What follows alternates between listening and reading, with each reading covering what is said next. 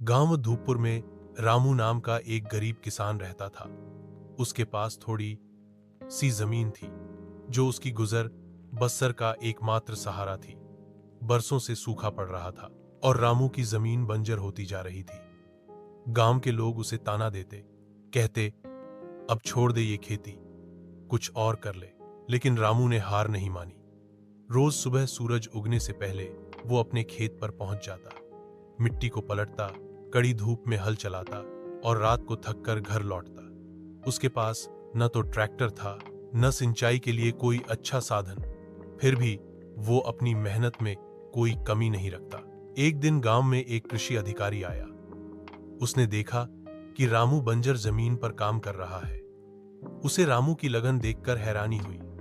अधिकारी ने उसे उन्नत खेती के तरीकों के बारे में बताया, जैसे ड्रिप इरिगेशन, जैविक खाद और नई किस्म के बीज। रामू ने धीरे धीरे वो सब अपनाया।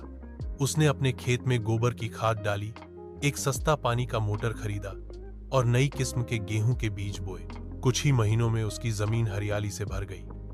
जब फसल आई तो पूरे गांव में सबसे अच्छी फसल रामू के खेत से निकली। सब हैरान रह गए।